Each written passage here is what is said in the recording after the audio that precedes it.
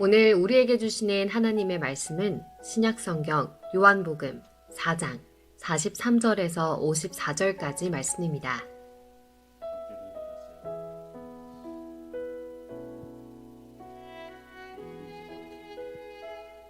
이틀이 지남에 예수께서 거기를 떠나 갈릴리로 가시며 친히 증언하시기를 선지자가 고향에서는 높임을 받지 못한다 하시고 갈릴리에 이르심에 갈릴리인들이 그를 영접하니 이는 자기들도 명절에 갔다가 예수께서 명절 중 예루살렘에서 하신 모든 일을 보았음이더라. 예수께서 다시 갈릴리 가나 이르시니 전에 물로 포도주를 만드신 곳이라. 왕의 신하가 있어 그의 아들이 가버나움에서 병들었더니 그가 예수께서 유대로부터 갈릴리로 오셨다는 것을 듣고 가서 청하되 내려오셔서 내 아들의 병을 고쳐주소서 하니 그가 거의 죽게 되었습니다. 예수께서 이르시되 너희는 표적과 기사를 보지 못하면 도무지 믿지 아니하리라. 신하가 이르되 주여 내 아이가 죽기 전에 내려오소서.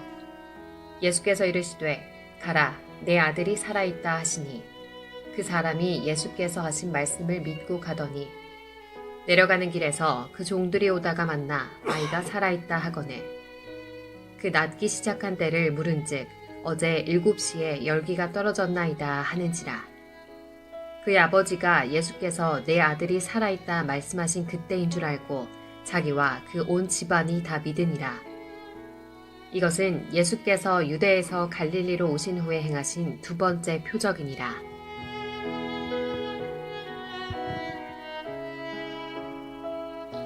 오늘은 믿음의 사람이 바다를 건넙니다 라는 제목으로 일산 좋은교회 정규진 목사님께서 바다를 육지같이 10번째 시간 말씀을 전하시겠습니다. 성도 여러분 안녕하십니까? 하나님께서 오늘도 여러분들에게 큰 은혜 주시기를 간절히 소망하고 좋은 주일 보내시기를 바랍니다. 전도자 무디 선생께서 이런 말을 했습니다. 너 자신을 믿어보라. 실망할 때가 올 것이다. 두 번째, 친구를 믿어보라. 어느 날 그들은 죽거나 아니면 그대를 떠날 것이다. 세 번째, 그대의 명성을 믿어보라. 어느 날 방해하는 혀가 그것을 뒤집어 놓을 것이다. 네 번째, 그러나 그리스도를 믿어보라. 현세와 내세에 후회 없이 만족할 것이다. 여러분 믿으십니까? 예수님을 믿는다, 그리스도를 믿는다라고 하는 것은 성도들에게 있어서 매우 큰 축복입니다. 인생의 복입니다. 그런데 우리가 보면 이 믿음을 갖는다라고 하는 것이 간단한 문제는 아니고 쉬운 일도 아닙니다. 그래서 믿음을 갖는 건 은혜입니다. 하나님이 믿게 해주셔야 되고 그 다음에 믿고 난 다음에는 주변 환경도 중요한데 믿음의 사람들이 혹은 믿음의 가족들이 서로 독려하면서 믿음을 굳세게 하고 키워야 합니다. 그런데 요즘은 믿음이 자꾸 키워지는 게 아니라 떨어지는 시대인 것 같죠. 믿음의 사람들이 많지 않은 것 같고 믿음이 핍박을 받는 것 같고 세상 사람들이 조롱도 하고 그러니까 믿음을 가졌다가 실망하고 가졌다가 포기하고 가졌다가 사라지고 그러는 데가 우리 교회 말고요. 저 보면 많이 있습니다. 믿음을 갖는다. 여러분 믿음은 정말 축복입니다. 하지만 믿음을 갖는다라고 하는 것은 쉬운 일은 아닙니다. 그래서 그러면 안 되지만 어떤 분을 보면 한평생 50년 동안 믿음이 안 자라요. 성경 공부도 하고 코스도 밟고 과정도 다 이수했는데 믿음은 안 자라요. 요만큼만 걱정되면 풀이 죽어 있어요. 요만큼만 문제가 생기면 하나님께 원망하는 마음도 생겨요. 요만큼만 이상하면 마음에 의심이 생기고 그래요. 여러분 참 이상하죠? 아프리카에 뱀잡이 독수리가 있습니다. 뱀잡이 수리라고도 하고 이 깃털이 옛날 비서들이 이 모자나 머리 뒤에 이렇게 딱 깃털 장식한 거 그거를 본받아서 비서새라고도 부르는데 아무튼 이 뱀잡이 수리 독수리 종류인데요. 동물학자들이 연구하다 보니까 아주 특이한 면을 발견했어요. 다른 독수리처럼 잘 납니다. 그리고 땅에 있는 그 사냥감을 탁 채서 잡아먹고 그럽니다. 근데 뭐가 특이하냐면 땅에서 잡은 그 사냥감을 땅에서 이렇게 먹고 있을 때 다른 맹수가 그 사냥감을 뺏으려고 오잖아요. 그럼 어떻게 해요? 도망가겠죠. 근데 이놈은 뛰어서 도망가요. 어떻게 왜 그런지를 모른대요. 아무튼 특이하게 날아가면 되잖아. 그런데 거기서 막 뛰어서 도망가다가 자기도 잡혀먹어요. 아주 특이한 장면이래요. 참 어이없지 않습니까? 저는 이 얘기를 보고 나서 갑자기 이 말이 생각났습니다. 많이 당황하셨어요? 고객 여러분 당황하셨습니까? 뭐 그런 옛날에 그 보이스피싱에 관련된 개그가 있었죠. 근데 그게 맞습니다. 왜 그럴까요? 정확한 이유는 모르지만 알 수 있는 것은 당황해서 나는 것보다 급하니까 먼저 뛰는 거예요.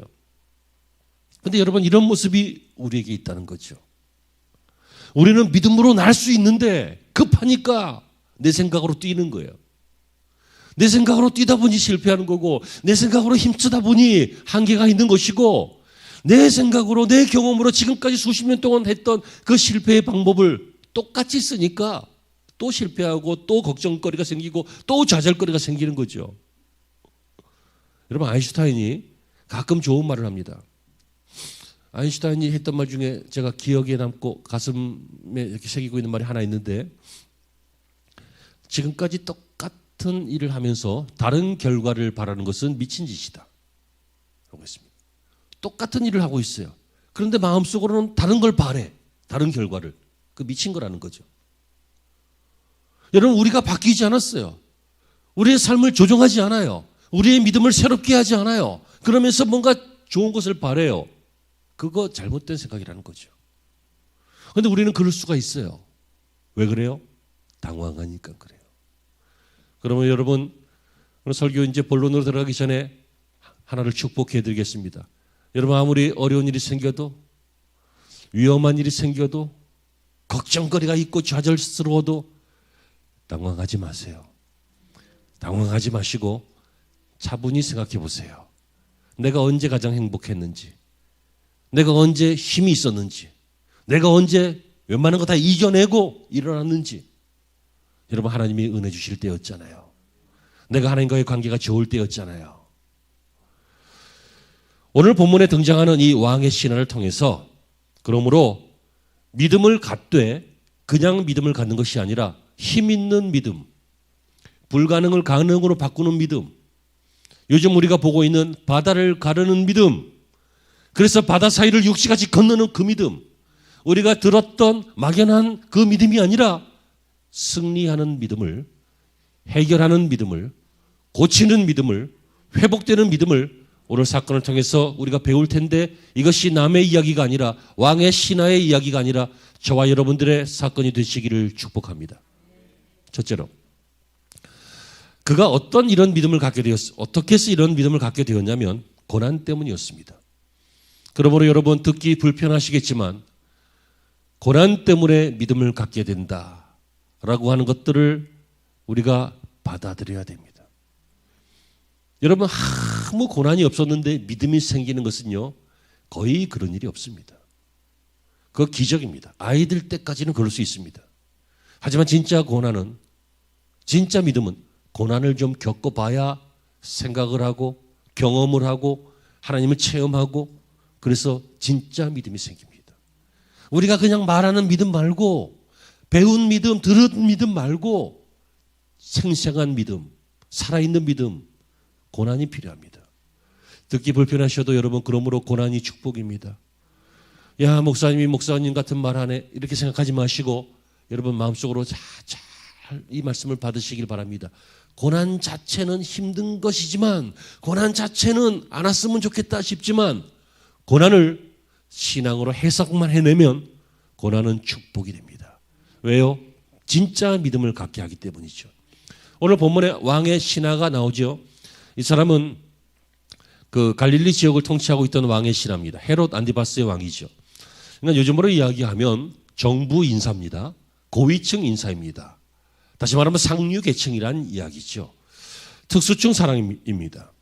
이렇게 자기가 가진 특권이 있고 계급이 있고 부귀가 있고 신분이 있기 때문에 예수님께로 찾아온다는 것은 쉬운 일이 아닙니다. 여러분 청와대에서 저를 찾아와서 뭐 조언을 좀 듣겠다고 하지 않습니다. 왜냐하면 그분들은 적어도 한국교회를 대표할 만한 몇 분들한테만 찾아가겠죠. 당시에 예수님은 거리에서 설교하던 전도자였습니다.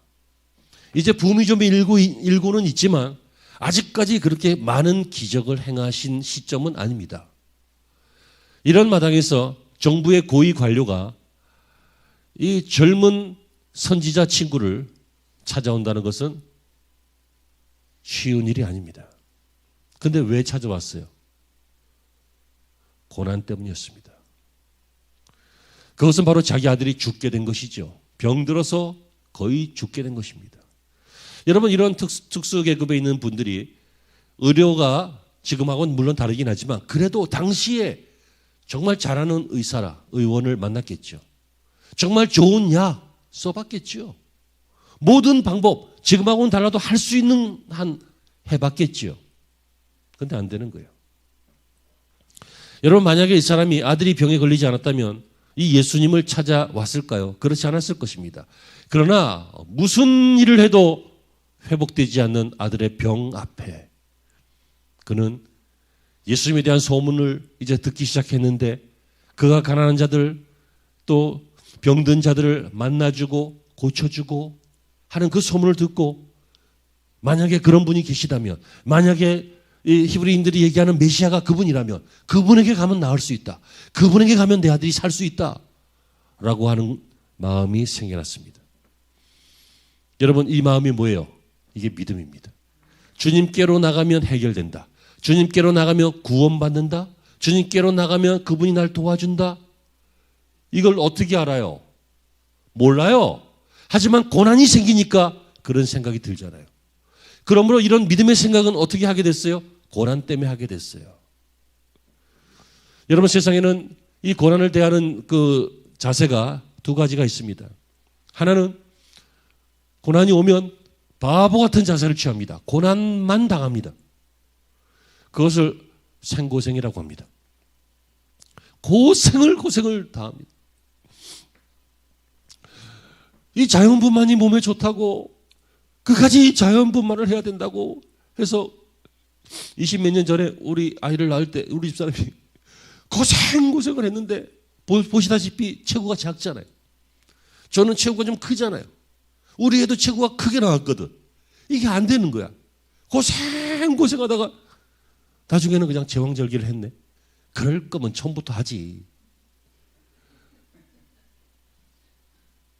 그렇잖아요. 어차피 배 가를 거면은 처음부터 했었어야지. 이게 고생 여러 시간 동안 하다가 예측할 수 있잖아. 예측. 얘 머리 사이즈가 몇입니다. 어려울 것 같습니다. 뭐 그런 거 다 되잖아요. 여러분 우리도 인생을 살다 보면 예측할 수 있잖아요. 내가 이렇게 하면 하나님이 기뻐하지 않으실 텐데, 이렇게 하면 이거 안 좋을 텐데, 이렇게 하면 이거 망할 수도 있는데, 이렇게 하면 이거 신앙이 아닌데 예측이 가능하잖아요. 그런데 고난 그대로 당하는 사람이 있어요. 그게 고난을 대하는 참 바보 같은 자세예요. 두 번째 자세는 오늘 본문의 자세인데요. 고난을 축복으로 바꾸는 자세예요. 고난을 믿음으로 바꾸는 자세예요. 고난을 하나님을 만나는 시간으로 바꾸는 자세예요.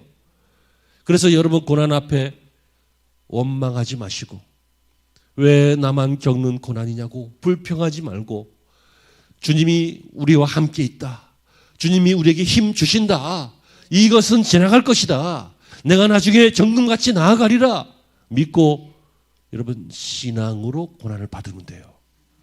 이 본문의 왕의 신하는 자기 아들이 죽어가는 이 질병 앞에서 이 고난 앞에서 이것을 신앙의 기회로 믿음의 기회로 삼았던 것입니다. 여러분 이것이 은혜 아닙니까? 우리에게는 고난이 없을 수 없습니다. 있습니다. 질병도 있을 수 있고 환난도 있을 수 있고 요즘 같은 팬데믹 상황에서 장사도 다 접어야 되고 생활 규모도 다 줄여야 되고 뭐 이런 분들이 얼마나 많이 계십니까? 얼마나 많은 고난들이 우리 앞에 있었고 또 앞으로도 있게 될 것입니다. 여러분 그것을 어떻게 여러분 힘으로 다 이겨내겠어요? 피곤하시잖아요. 어떨 때는 막 역부족이잖아요.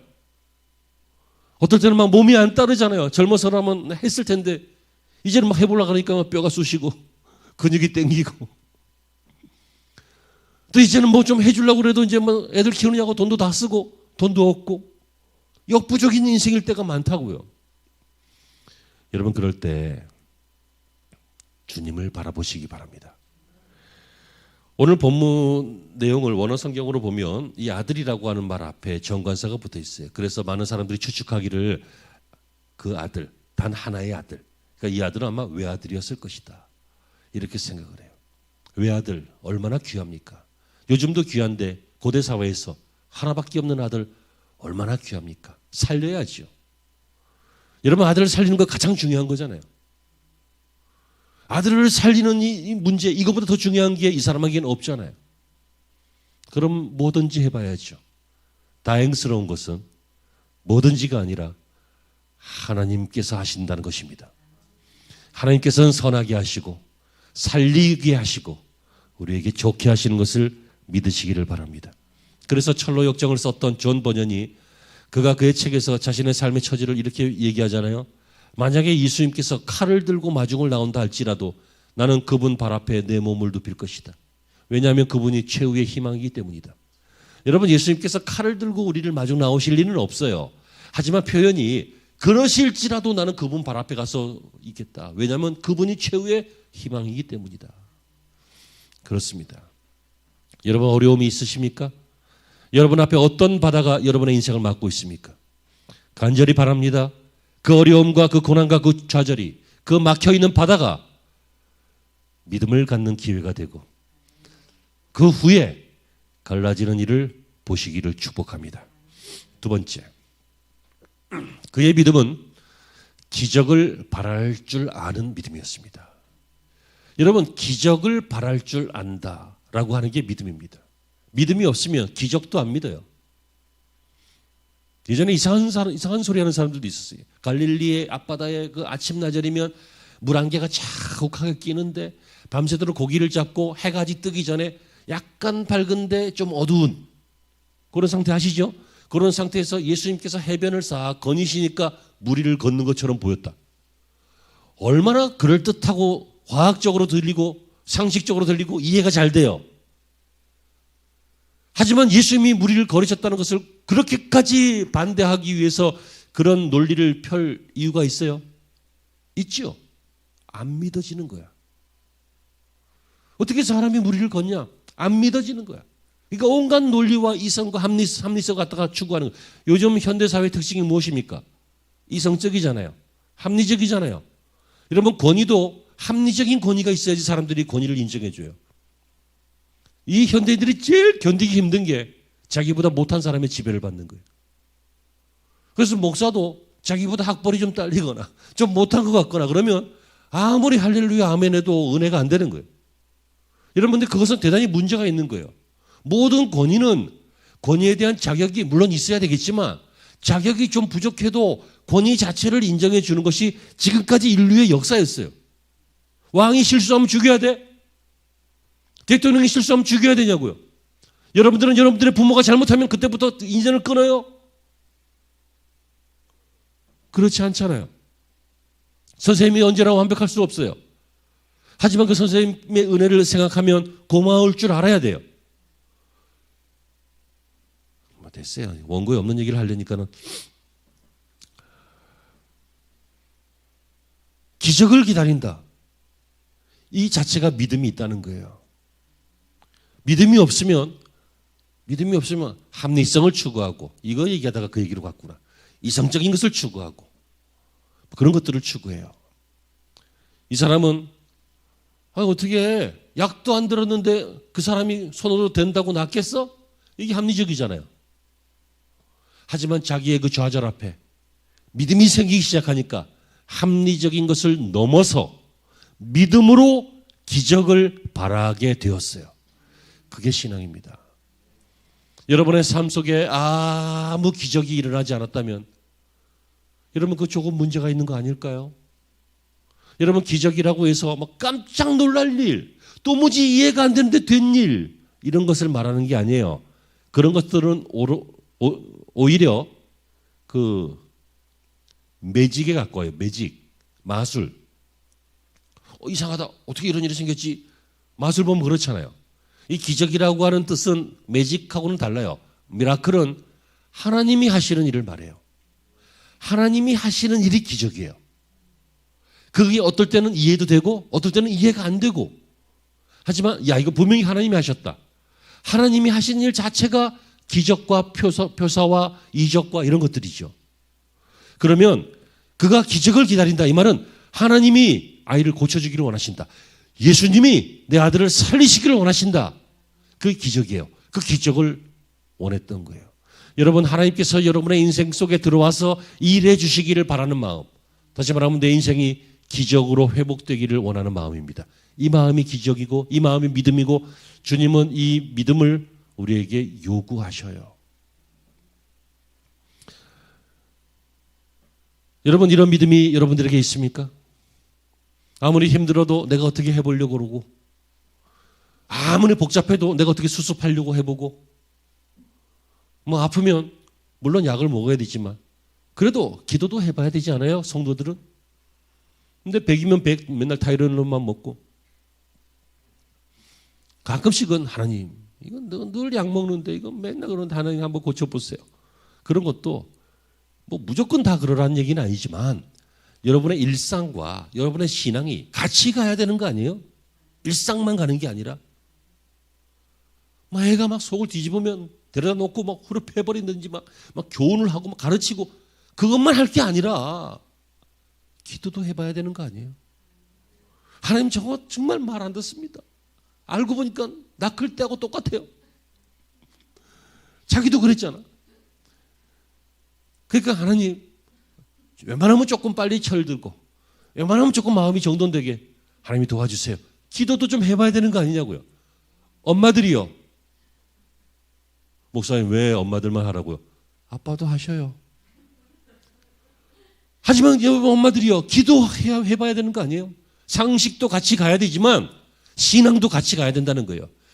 기적을 바라는 마음, 이것은 매직, 마술, 신기한 일을 바라는 게 아니라 하나님이 일하시도록, 하나님이 하시는 일이 기적이기 때문에 하나님이 일하시도록 원하는 믿음의 마음이죠. 여러분, 이 사람은 바로 이런 믿음이 생겼어요. 기적을 원하는 거예요. 상식적으로는 기적 못 믿어요. 하지만 소문을 들어보니까 낫다는 거예요. 소문을 들어보니까 그리스도라고 하시는 분이 기적을 행하신다는 거예요. 그렇다면 내 아들을 살리는 것이 가장 중요한데 믿어야지요. 여러분들이 박사라 할지라도, 여러분들이 세상에서 배운 학문이 많을지라도, 여러분들의 논리와 생각으로 기독교 가치관과 성경과 이 신학과 이런 것들이 잘 이해가 되지 않는다 할지라도, 만약에 이게 사는 길이라면 한번 믿어보려고 해야 될 거 아니에요. 끝까지 고집 부리다가, 끝까지 자기 생각 주장하다가 여러분 인생 어디로 가는지 장담하실 수 있어요?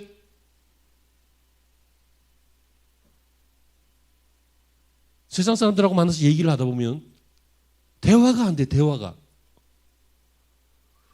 제 동기 목사님이나 절친 목사님 몇 분하고 있으면 하루 종일 수다 떠는데, 야, 우리는 술도 안 먹는데 수다를 그렇게 떤다? 몇 시간씩. 근데 이제 세상 친구들 몇 사람 이렇게 아는 사람들 만나서 얘기 답답해요. 말이 안 되더라고. 대화가 잘 안 돼요. 여러분, 이 세상에서는 참 똑똑해 보이는지 몰라도 바보예요. 하나님의 일하심을 기대할 줄 모르는 그 인생은 불쌍한 인생이에요. 혼자 피곤하게 살아가다가 혼자 피곤하게 인생을 마무리해야 돼요. 여러분, 예수님을 기대하십시오. 하나님을 소망하십시오. 하나님의 기적과 표사를 소망하고 바라고 내 삶 속으로 초대하시기를 바랍니다. 하나님이 기적으로 역사하시면 우리의 삶에는 회복이 있을 것이고 고침이 있을 것입니다. 그러므로 여러분, 교만을 버리고, 그렇다고 상식적으로 살지 말라는 것은 아니죠. 하지만 상식을 다스리고 상식을 넘어서서 하나님을 인정하십시오. 여러분 나만이라고 하는 장군이 있었죠. 이 사람이 문둥병 때문에 병을 고치러 왔는데 엘리사가 그를 좀 무시했습니다. 뭐 볼 것도 없고 그냥 저기 요단강에 가서 몸 씻어 7번. 그랬더니 이 사람이 화가 나가지고 뭐라고 합니까? 야, 우리나라에 더 좋은 강이 있어. 내가 여기 강에 들어가서 씻으려고 왔어? 그러면서 내 생각에는 저가 내게로 나와 상처 위에 손을 얹고 흔들어 병을 고칠까 하였노라.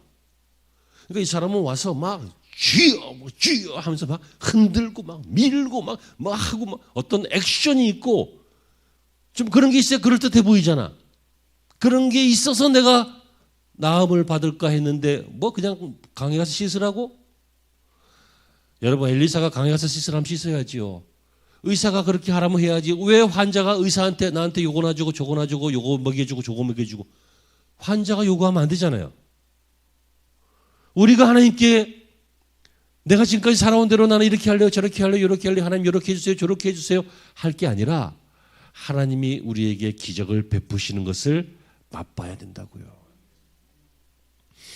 여러분 내가 내 삶의 주인이 될 수 없음을 깨닫는 순간 그때 하나님을 인정하고 진짜 믿음을 갖게 되는 것입니다. 그래서 예수님께서 이 신하에게 응답하십니다. 가라, 내 아들이 살았다. 그래서 그는 이제 아들의 고침을 경험하게 되죠. 세 번째, 마지막으로 그는 조금씩 믿음이 커집니다. 보세요. 처음에는 소문을 듣고 하나님께로 가야 되겠다라고 하는 믿음이 생겼다 그랬잖아요. 그러다가 그분이 고칠 수 있을 것이다라고 하는 기적을 바라는 믿음이 생겼다 그랬잖아요. 그러다가 마지막으로는 이제 말씀 자체를 믿는 믿음이 생겼어요. 자, 50절인데요. 예수께서 이르시되 가라 내 아들이 살아있다 하시니 그 사람이 예수의 하신 말씀을 믿고 가더니 주님께서 가라 아들이 살았다 했더니 그 말씀을 믿고 갔어요. 모시고 가야지. 모시러 왔잖아. 그런데 믿음이 생겼어요. 주님이 굳이 안 가셔도 말씀만 하셔도 주님이 아들이 살았다라고 하셨으면 살았겠지 라고 믿었다는 거예요. 그 증거가 뭐냐면 본문에 자세하게는 나오지 않는데 이 가버나움에서 가나까지는 한 4-5시간 정도 걸어가면 돼요. 그러니까 반나절 정도 거리예요. 그런데 52절에 보면 다음 날 종들을 만나요. 그러니까 가라 네 아들이 살았다 했는데 바로 안 갔다는 거예요. 다음 날 갔다는 거예요. 왜요? 그렇다면 살았으면 된 거잖아. 이 사람이 뭘 했는지는 몰라요. 제 생각에는 아마 주님을 따라다니면서 말씀을 좀 더 들었을 것 같아요.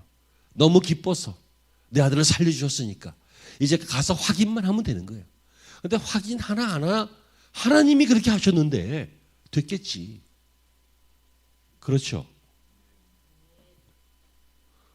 여러분 우리가 확인을 안 해서 당황하는 거예요. 확인해 보세요. 평안을 누리게 될 거예요. 확인을 안 하니까 고객님 당황하셨어요? 맨날 당황해. 맨날 뭐 문제만 생기면 당황해. 확인을 해보세요.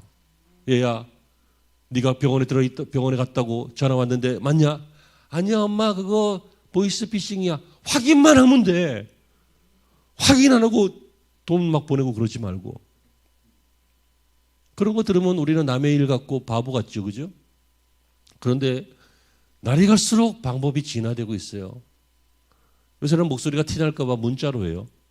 그런데 문자에 그 번호고 그 SNS 계정도 그 계정이고 그래서 딱 해서 엄마 뭐 하는데 20만 원만 빨리 보내야 돼. 그러면 엄마들이 보낼 수도 있잖아. 확인을 하라고. 확인을. 주님의 말씀을 듣고 자기 아들이 산다라고 하는 확신을 가지고 이제 내일이면 나 확인할 것이다. 그리고 평안을 누릴 수 있었던 이 사람. 이 사람은 왜 이렇게 됐어요? 이제는 말씀 자체를 믿게 된 거예요. 예수님께서 도마에게 하신 말씀이 무엇입니까? 네가 본고로 믿느냐 보지 않고 믿는 자가 더 복되다. 여러분 아직 이루어지지 않은 것처럼 보이지만 하나님께서 정하셨으면 이루어진 거예요. 저와 여러분들이 아직 천국 가지 않았지만 저와 여러분들은 천국 가는 사람들이에요. 바뀔 게 아니에요. 하나님이 고치신다라고 하는 것은 아직은 고쳐지지 않았지만 시간, 공간 이런 것만 좀 변하면 될 일이에요. 그래서 제가 농담처럼 그러잖아요. 반드시 여러분들은 낫는다니까. 안 나면 죽어서 천국 가요. 그럼 난 거지. 다 나아요. 여러분 오늘 본문에서 아주 흥미로운 변화가 바로 이거예요. 이 사람은 주님의 기적을 믿고 그러다가 주님께서 주시는 그 평안까지 얻게 되었어요. 여러분 신앙생활에 여러분들이 믿음의 결과는 평안입니다. 정말 믿음이 있으면 정말 주님을 믿으면 평안할 수 있어요. 난 모르겠다. 주님이 도우실 거야. 우리가 어떻게 다 알아요? 난 다 못한다. 하지만 주님이 도우시면 할 거야. 여러분 그래야죠. 2차 세계대전 때요. 독일군이 런던 시내를 막 계속 폭격을 하는 거예요. 그런데 어떤 할머니가 신앙 좋은 할머니가 그 폭격 속에서도 자기 집에서 그냥 맨날 자. 방공호로 피난하고 뭐 그렇게 안 하고 맨날 자는 거예요. 그래서 이웃 사람들이 물어봤어요. 할머니, 아니 안 무서워요? 왜 이렇게 맨날 집에서 그렇게 주무셔요? 그랬더니 할머니가 대답하기를 너무 멋진 대답이니까 여러분들도 이렇게 대답하세요. 나는 매일 밤 기도하는데 하나님께서 나를 지켜주신다는 확신이 들어요. 그러니까 평안하게 잘 수 있어요. 그 다음 말. 사실 하나님과 내가 둘 다 깨어 있을 필요 없잖아요. 하나님만 깨어 있으면 된다는 거예요. 여호와는 졸지도 아니하시고 주무시지도 아니하시며 여호와는 항상 내 우편에서 내 그늘이 되시고 우리를 지키셔요. 여러분 오늘 말씀은 여기까지입니다. 어떤 사람이 인생의 바다를 가르고 마치 마른 땅처럼 육지처럼 그곳을 건너갈 수 있습니까? 믿음의 사람입니다. 믿음의 사람이 바다를 가릅니다. 그러므로 여러분 그 앞에 있는 바다 앞에서 울고 바다 앞에서 당황하고 바다 앞에서 하나님을 원망하고 혹은 바다 앞에서 나 스스로를 포기하고 이런 거 하지 말고 그 바다 앞에서 믿음을 갖기를 바랍니다. 하나님이 일하실 것을 기대하시고 기적을 기대하시고 뭐 맨날 기적이 있을 수는 없지만 하나님이 일하시도록 허락해 주시고 그리고 말씀 자체를 한번 믿었으면 말씀 자체를 믿고 평안하게 신앙생활 하시기를 바랍니다. 여러분들은 반드시 바다를 건널 것입니다. 약속의 땅으로 들어갈 것입니다. 승리하게 하실 줄로 믿습니다. 지금까지 나는 믿음이 있다라고 생각했다면 여러분 내 믿음이 이기는 믿음인가? 바다를 가르는 믿음인가? 점검해 보시고 이 시간 이기는 믿음으로 왕의 신화와 같은 믿음으로 변화되어지는 복된 시간이 되시기를 축복합니다. 기도하시죠. 하나님 감사합니다. 오늘 말씀 우리 마음판에 잘 새기게 하시고 주어진 삶이 어두울 때마다 버거울 때마다 무서울 때마다 힘들 때마다 믿음을 갖게 하여 주시옵소서. 우리에게 믿음을